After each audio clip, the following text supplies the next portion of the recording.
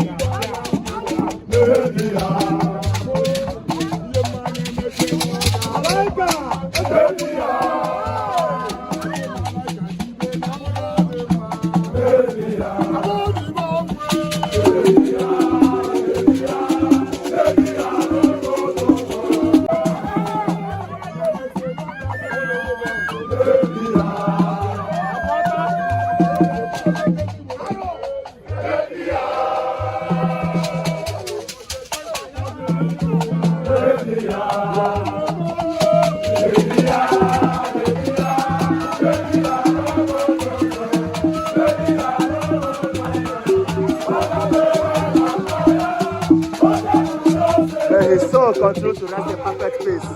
Igbojah Chikezie Mbah.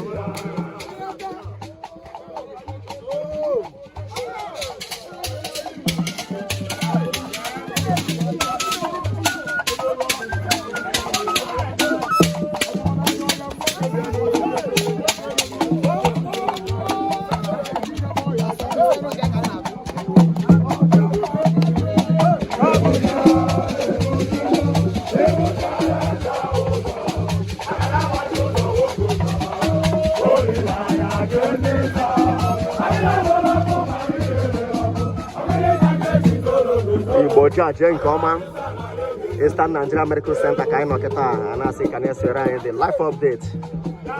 Jena Moko Community TV, YouTube, Jeffo Live. I get with the update, ever very well.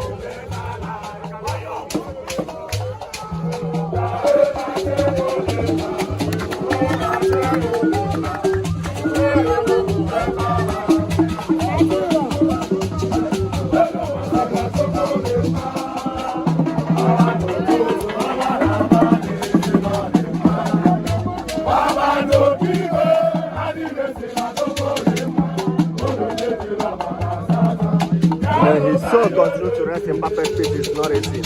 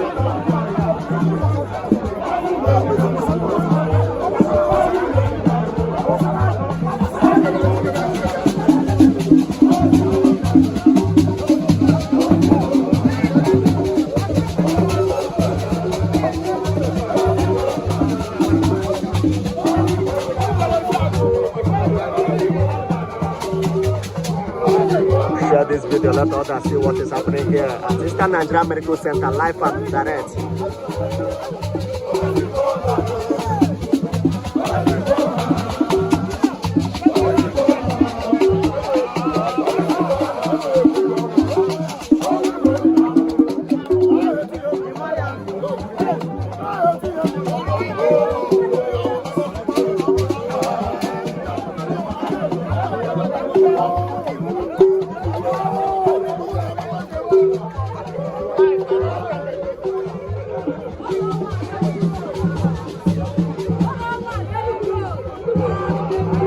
Igbojah, onye ezigbo onye Ogene.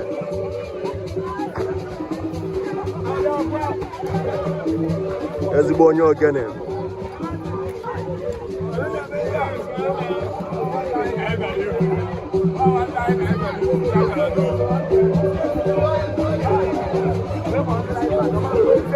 Ndị 042.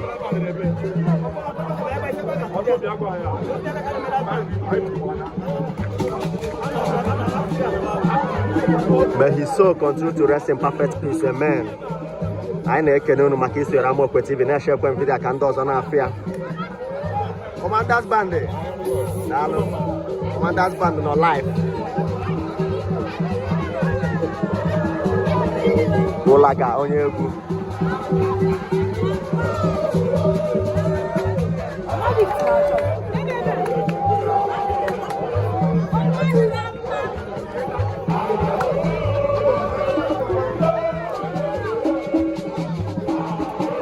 Men to down for Igbojah. Men to down for Igbojah.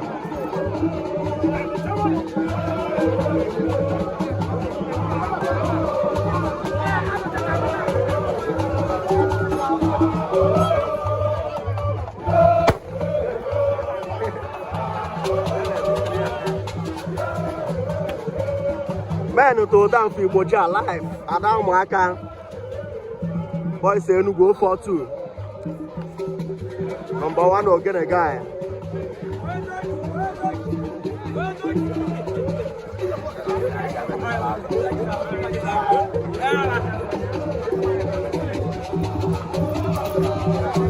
Obiago no live. Low 42 through down live.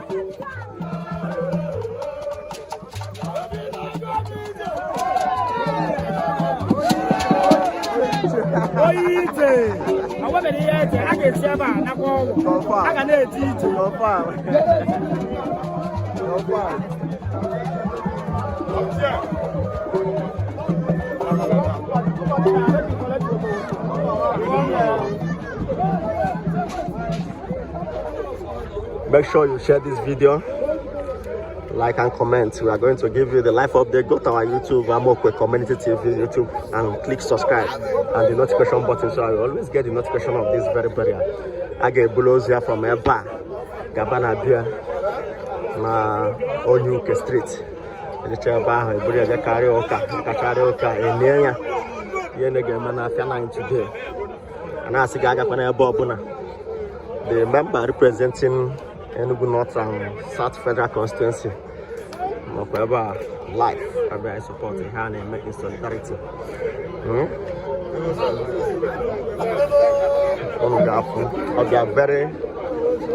I'll be very early here. So I drive on.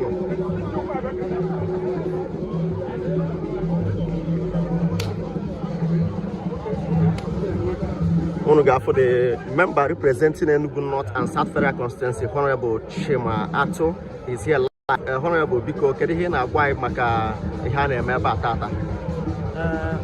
Not in two ways. Then now, every one of us going to Enugu, Kaidi with Ihemerai. Na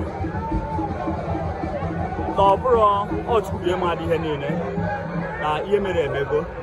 That I saw Zemekwana.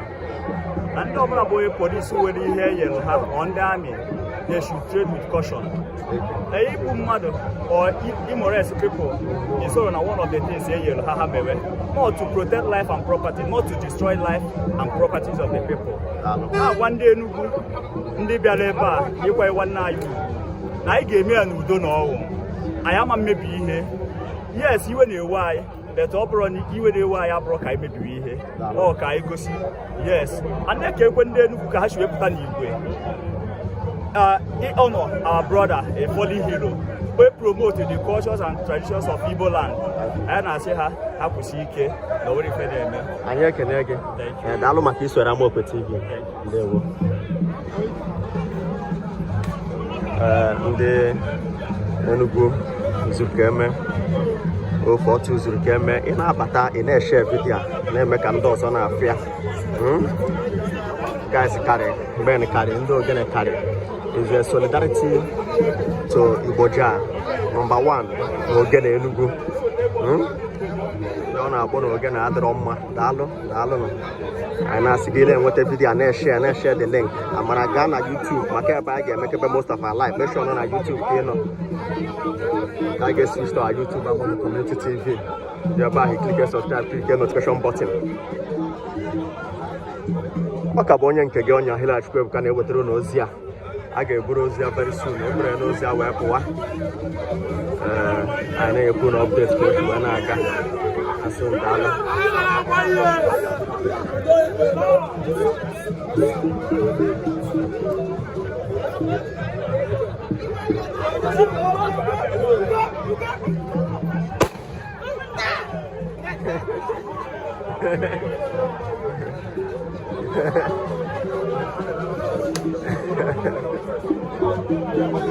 biko ị na-abata na-agwa ya ebe isi esoro na-agwa ya ebe ị nọ ọ dị oke mkpa na-agwa ihe ị na-ewishi the family and the soul of our own brother bụ Chikezie Mbah Igbojah anyị na-asị may his gentle soul continue to rest in perfect peace amen.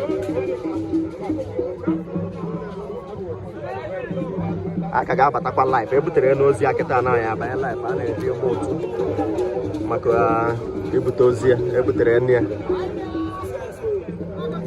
aba live ọzọ so mana anyị ga-aga na YouTube ọ dị oke mkpa na ije na YouTube Amaokwe Community video click subscribe click notification button so na anyị ga na-enwe notification ihe niile anyị na-eme tata gwa ya bụ isi esoro anyị maka na anyị nọ nwaanyị na Eastern Nigeria Medical Center Enugu ebe ọ na-akpọtụ